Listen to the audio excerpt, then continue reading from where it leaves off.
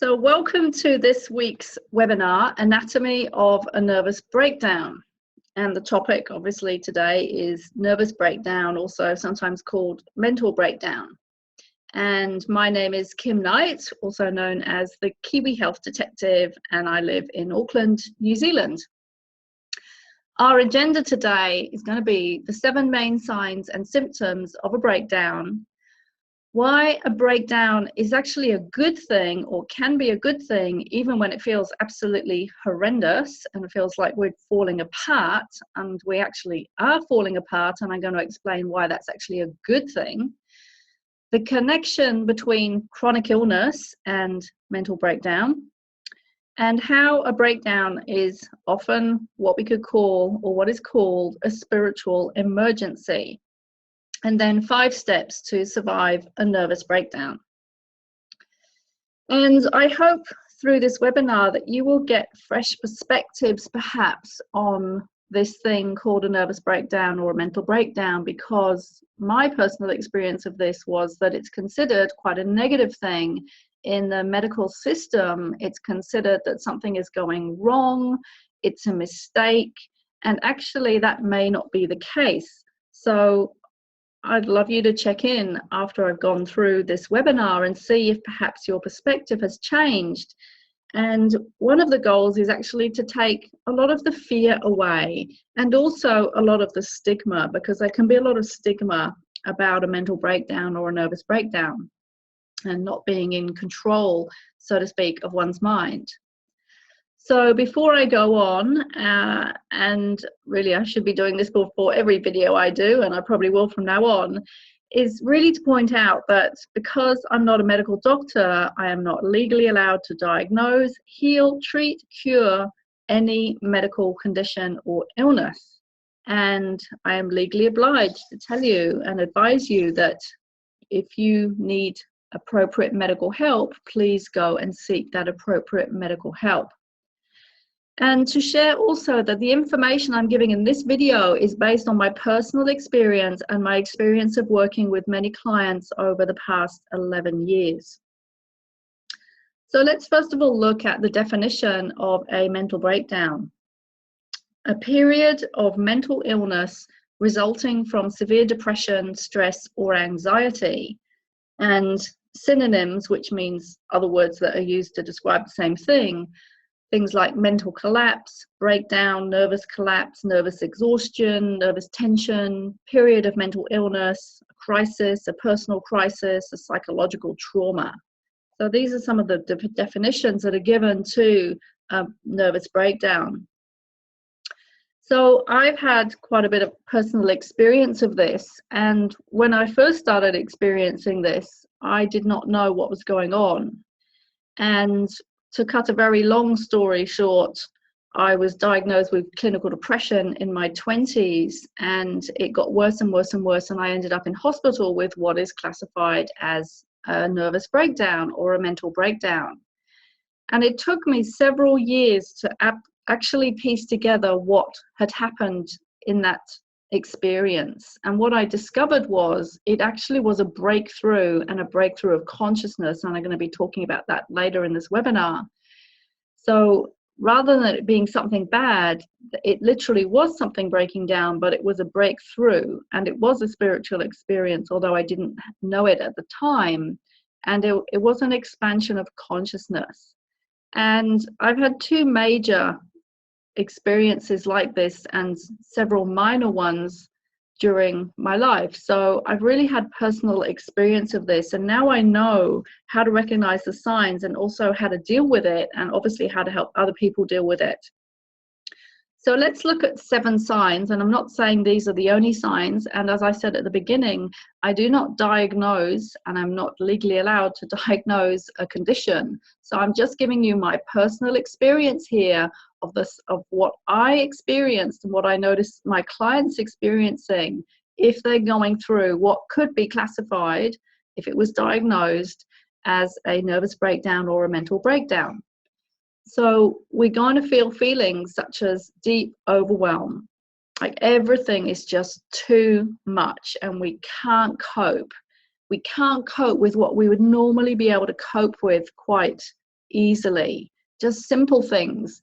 And there's a film which you may have watched called About a Boy, a great film with Hugh Grant and the Australian actress, and I can't remember her name, which is terrible, but basically in the film she was having a nervous breakdown.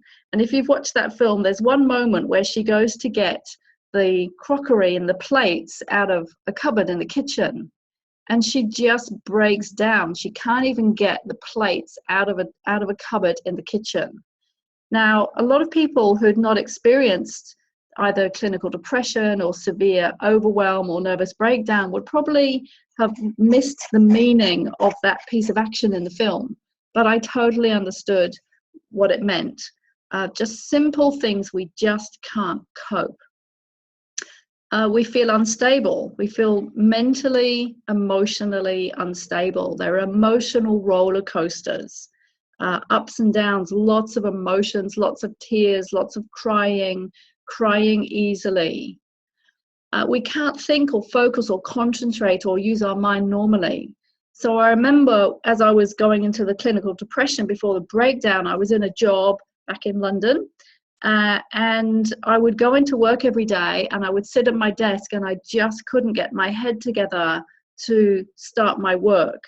And I literally would take half an hour every day to get my head straight, and just through sheer force of will I would start working, and then I'd be okay once I got into work, and I'd go through the day and I'd do my work okay, and I'd do it quite well, and then I'd go home and I'd come back in the morning and I'd have to do it all over again, a bit like the film Groundhog Day. So we can't think or focus or concentrate easily or normally.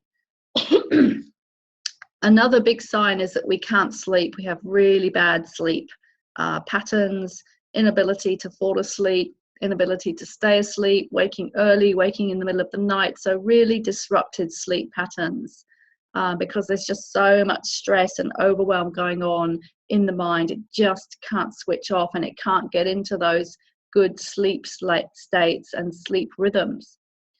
And another sign is that maybe we're not eating as we would normally eat. We don't feel hungry.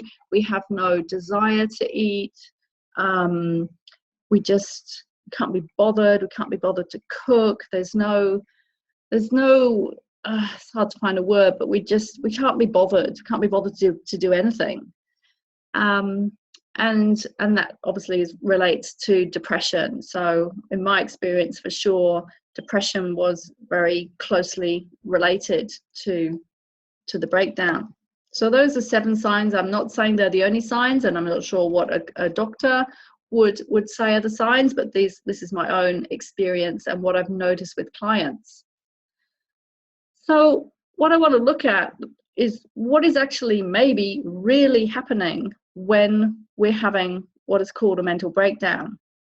And what I discovered, and as I said, it took me 7 years to really work out what was happening, was that there is actually literally a breakdown of our brain and how our brain is operating. But rather than it being a bad thing, it's actually potentially a really good thing, but it doesn't feel good at the time. So to share a little more of my experience, when I was in hospital, and I self-admitted myself under the instructions of the counsellor that I was seeing at the time. And she just said, go into hospital for the weekend and have a rest. And I ended up being there 2 weeks. But my experience was that I couldn't, all the signs and symptoms that I've just shared before, I had all of that.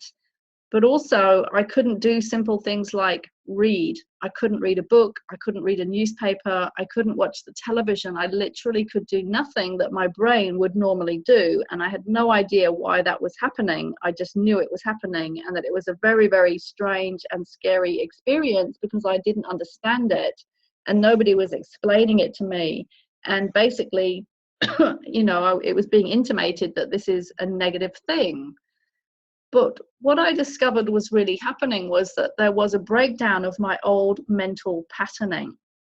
So everything that I'd come to think was true and real maybe not everything, but a lot of what I was, had thought was true and real about life, about how life should be, was unconsciously and unbeknownst to me, was breaking down and disintegrating.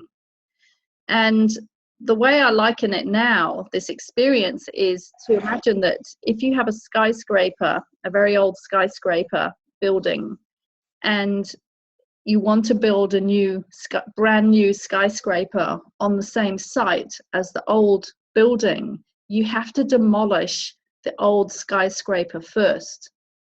And that was what was happening, but I didn't know it at the time. And so that building was being demolished to make way for a building of a new skyscraper. And it was messy, because when you demolish a skyscraper, it's a big, messy business. And there's a lot of rubble and a lot of waste that has to be taken away. And that was what was happening. And literally old neural pathways were breaking down, but in a very extreme way, because this is happening all the time to us, but this is just a very extreme, intense experience of that. And all my old conditioning of what I thought was true and what life should be like was, unbeknownst to me, breaking down. And so a shift of consciousness was occurring inside my brain, but I didn't know it. And the problem, or the difficulty, or the challenge with this experience is that it feels very uncomfortable, because the mind has nothing to grip onto. It's almost like you're scrabbling your way up a cliff face and you're just hanging on with your fingernails and just hanging on for dear life, literally, because the mind doesn't want to let go. The mind is very, very, very, very scared of letting go of old patterns and beliefs and conditioning, because it believes that that is the most important thing for it to stay safe. But when we go through a mental breakdown, all this starts to disintegrate and the mind has nothing to hang on to. And one of the things I discovered later on, because I only put the pieces together several years later after doing a lot of personal growth work, going to a lot of workshops, doing a lot of introspective work on myself, I learned that what had happened was what is called a ring pass knot expansion. So I'm going to come back to that in a little while. And just before I go there, just talk about the connection between chronic illness and a nervous breakdown, because what I've seen when I've been working with clients, and certainly with myself, is that there is a correlation sometimes between a breakdown and chronic illness, but not always. So what I mean by that is, if you have a chronic illness such as chronic fatigue, fibromyalgia, whatever diagnosis you've been given, that doesn't necessarily mean at all that you're having a nervous breakdown. But sometimes what I've seen with some people is that the two do go hand in hand. But I'd say it's probably only about with 5% of the people that I've worked with. So it's quite a low percentage. So what is let me just go back. So I just finished that. So what I've noticed with some people is that they have a chronic illness. I remember one lady in particular, quite a few years ago, and she came to me, she had chronic fatigue and fibromyalgia. She'd been diagnosed, so she had all the symptoms, the tiredness, the pain, etc., that go with these conditions. And yet I could sense there was something more going on behind it. And I could see that there was this shift of consciousness going on. There was this breakdown of old patterns happening in the brain. And I would say to a certain extent that with any chronic illness, there's going to be a level of that going on, because we have to learn new things when we're going through a chronic illness. We have to learn to stop doing the things that have created the illness, and we have to learn to do new things. So there's always going to be a level of this breakdown going on, but not to the level of a complete nervous breakdown. But with this particular client, I had a strong sense that there was a breakdown of consciousness and a breakthrough of consciousness going on at the same time. And when I suggested and shared this explanation to her, it totally made sense.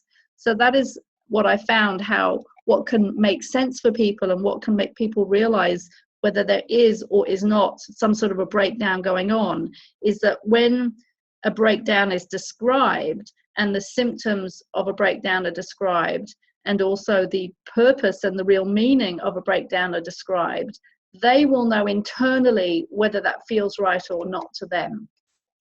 So there is sometimes a connection between chronic illness and a breakdown going on simultaneously. So also, this can be quite a spiritual experience. And I don't mean that we see angels and, I don't know, God or whatever, but as a human being, as far as I understand it at this point in my life, we have 4 quadrants. We have the physical body, the mental body, which is the mind, the emotional body, which is all our feelings, and our spiritual self. And so whatever is happening to us at any given time is affecting all levels of our being. And when we have a breakdown or a breakthrough in consciousness, and certainly I know it was the case for me, it is at the same time a sort of, or a level of spiritual emergency. In other words, we're growing spiritually. And that certainly was the case for me. And this has been written about. You can Google it, you can Google the term. Funnily enough, several years ago, I had a website called Spiritual Emergency, and the name just dropped into my head. Nobody told me that word. The name just dropped into my head, and I created a website, and for a while I was working with people going through spiritual emergency. And it was only afterwards that I Googled the term and found out that actually it's quite a common term.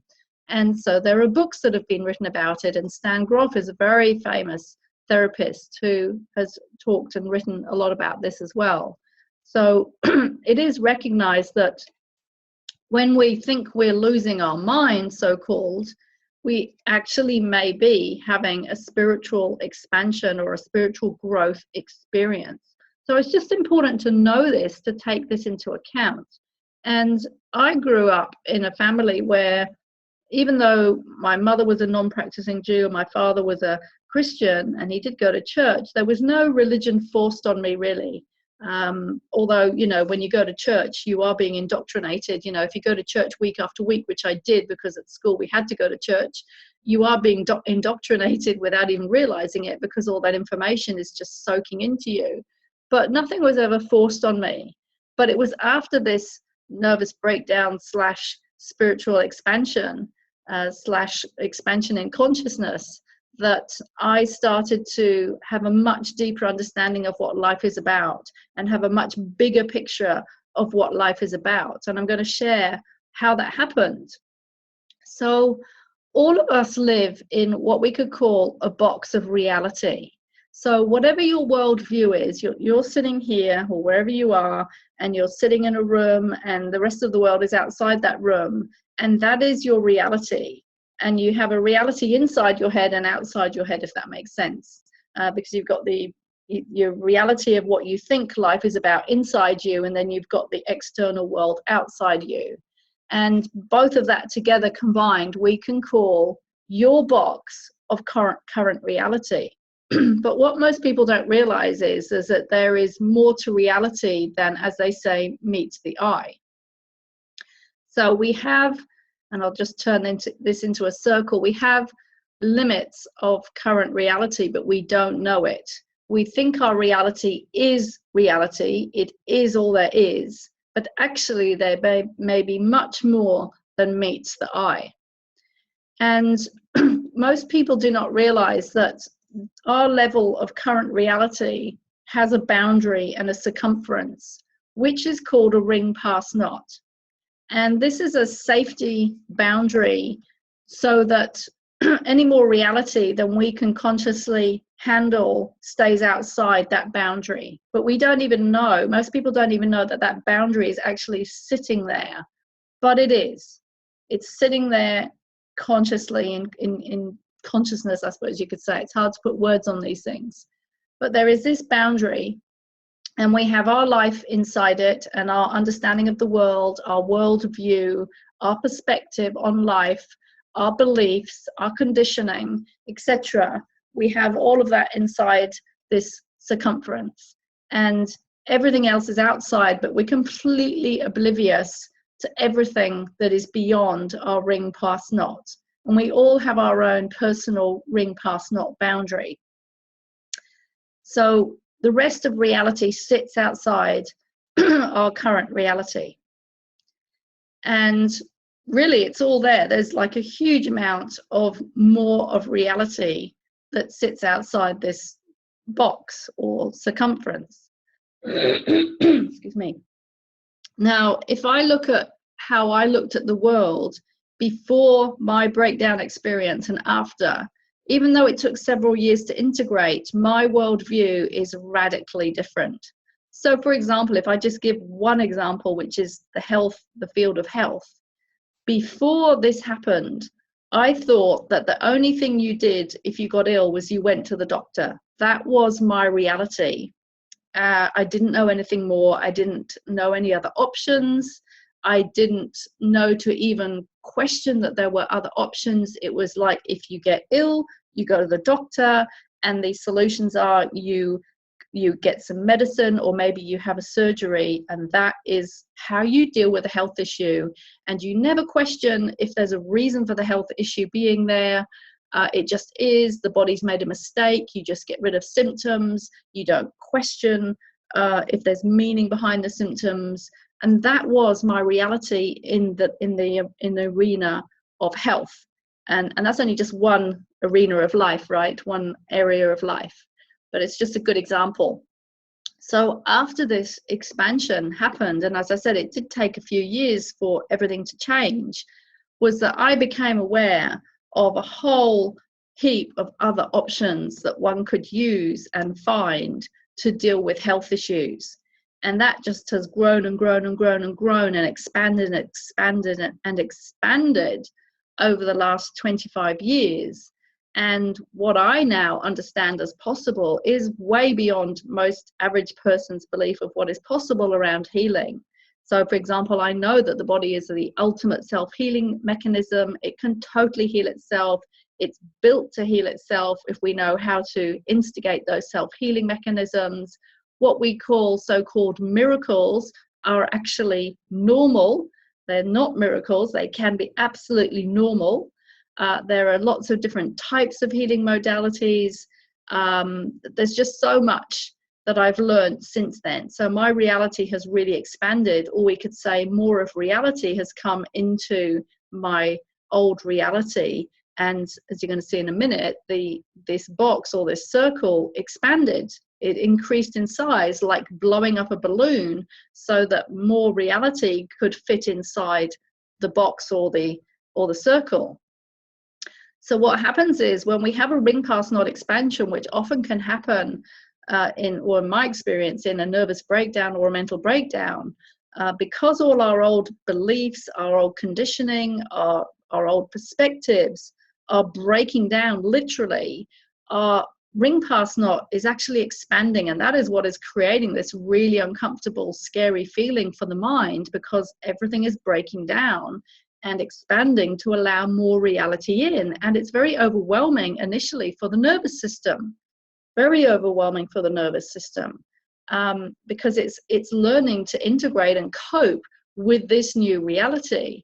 And so this ring past knot expands, and now more of reality that was always there, it was always there, but it was outside the circumference. Now just a little bit more, another slither or another percent or 2% or however many percent of reality is now inside our own personal reality box, and we are seeing the world differently, which means we see things differently. We have different values. We understand things we never understood before. We see things we never saw before. And when I work with people, what actually happens is their ring past knot expands, not in a mental breakdown or nervous breakdown way, but I help them to expand this ring past knot so that they see things from a different perspective and they understand things that they didn't understand before. And this is one of the keys to healing. We have to see what we didn't see before in a new way. So this is called a ring past knot expansion. And more reality is allowed in because the circumference of the ring past knot expands to allow more reality in. So after having gone all through that, you might like to ask yourself, well, do I have a slightly different perspective now on things? And if this is the first time you're hearing something like this, then you may feel, literally, inverted commas, that you're feeling like your mind has been blown. And that wouldn't be surprising, right? Because you're being given a new perspective. And that is why I have on the back of my card, if I can remember it, it's a quote by my back of my business card, a quote by Arthur Schopenhauer: all truth passes through 3 stages. Firstly, it is ridiculed. Secondly, it is violently opposed. And thirdly, it is accepted as self-evident. I'll just repeat that. All truth passes through 3 stages. Firstly, it is ridiculed. Secondly, it is violently opposed. Thirdly, it is accepted as self-evident. So if this is new information to some people and they can't grasp some of the concepts that I'm sharing, it's because those concepts are currently outside their ring pass knot. And so they're going to say, well, that's stupid, that's rubbish. And then they might get angry and refute it. But if their ring pass knot expands and integrates this new information, then they're going to look at it finally and go, oh gosh, that makes so much sense, and I can't believe I didn't see that before. So that when I work with people, that is often one of the most common things they say to me, is that I can't believe I didn't know what you told me or what I've learned before, but now it makes so much sense. And actually, one of the most common things that people say is, it makes so much sense. So let's go into 5 ways of how to get through and survive a nervous breakdown.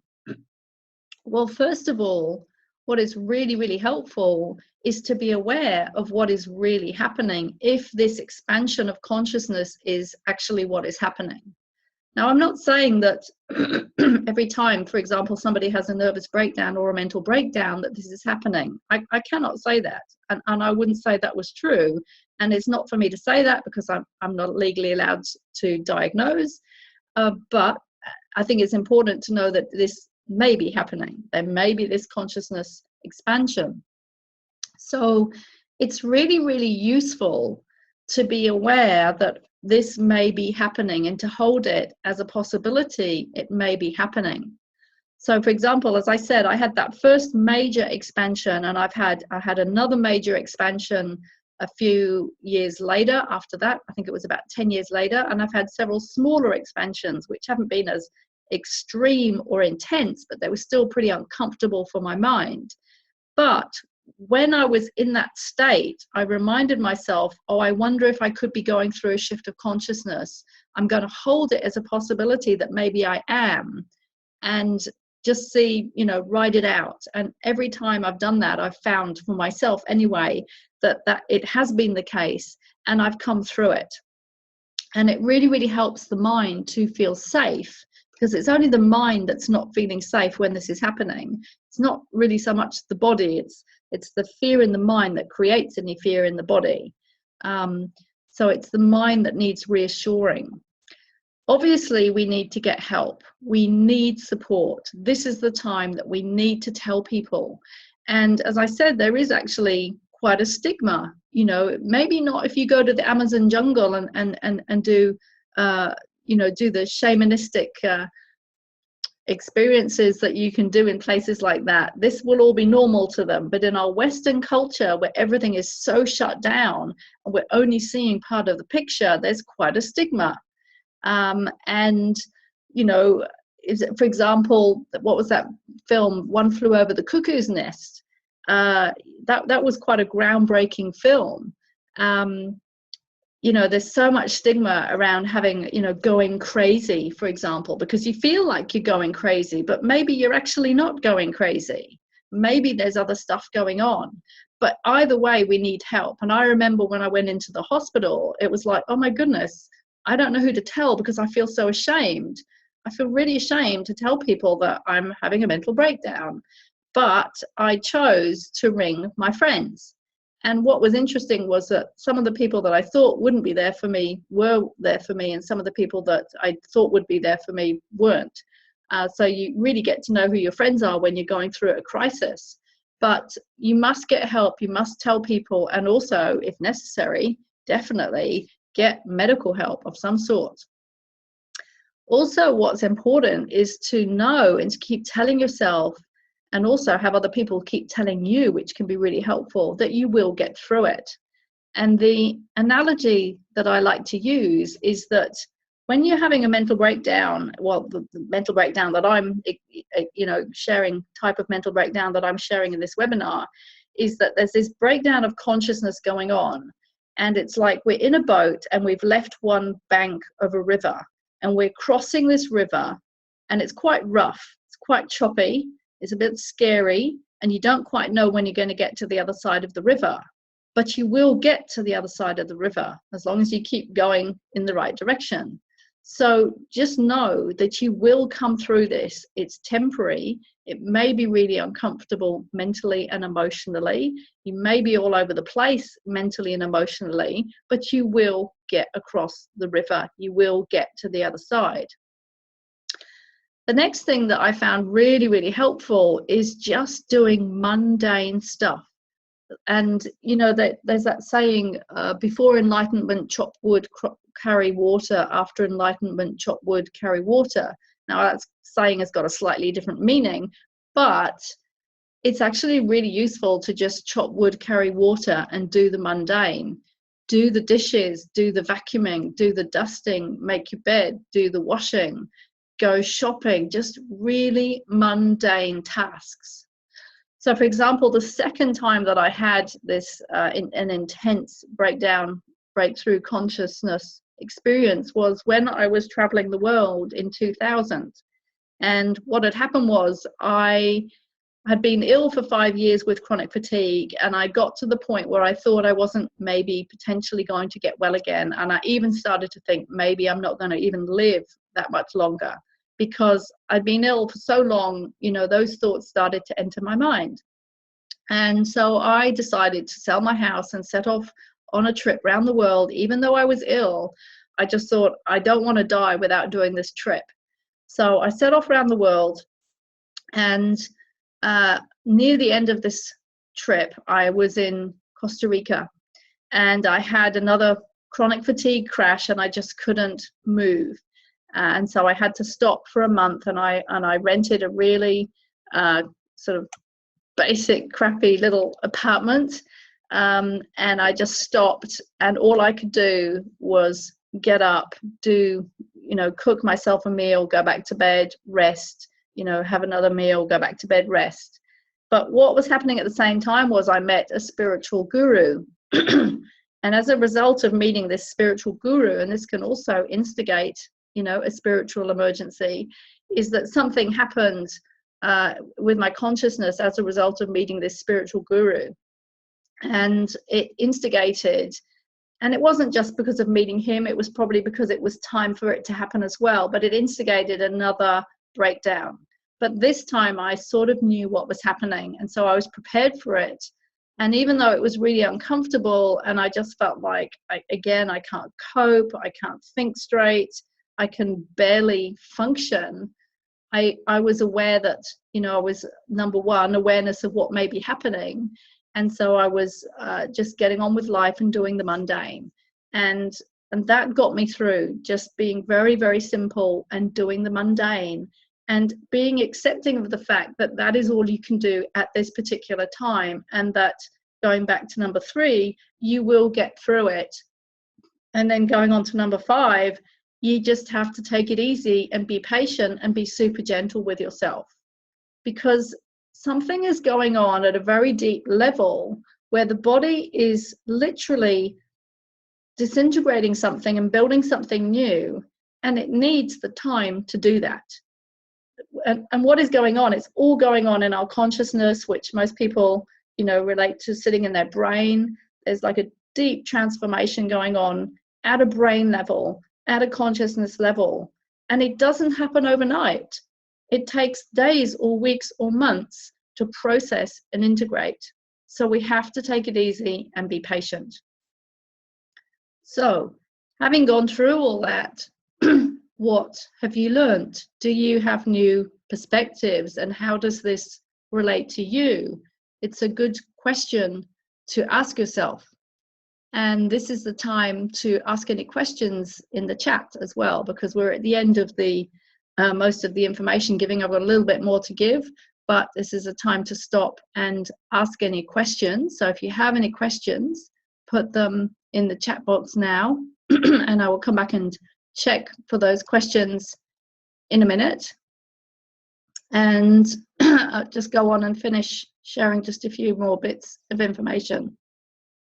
So if you want more information on anything that I do, then you're welcome to go to my website, kimknighthealth.com, and make sure you're on the e-list, my news list, for these training notifications of these free webinars and other events. So you can sign up on the website. It's very clear where to sign up.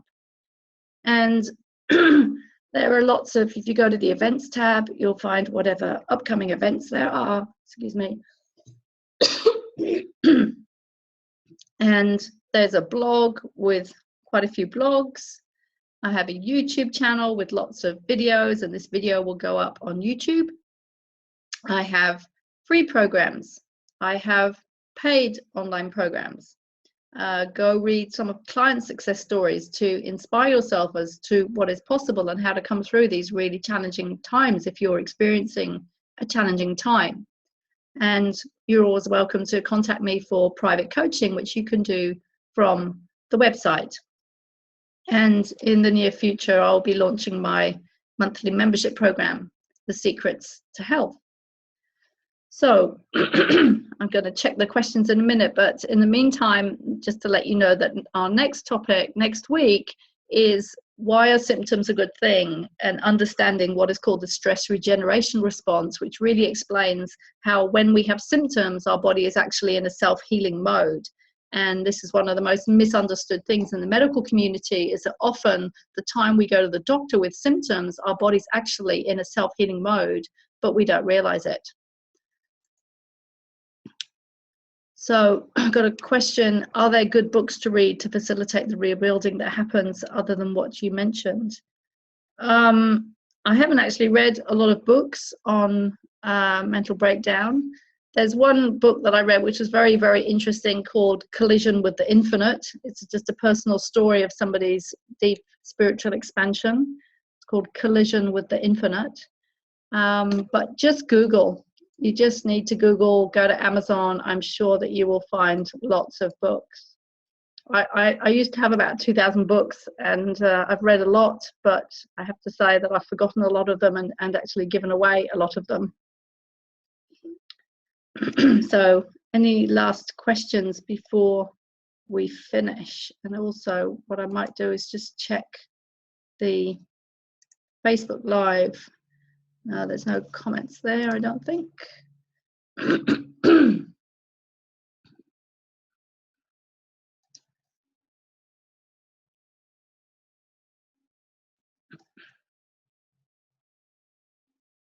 Okay, so no questions there. Great. So yeah, so I'd like to thank you for attending today, and I hope this has been useful, and look forward to seeing you on the next meeting.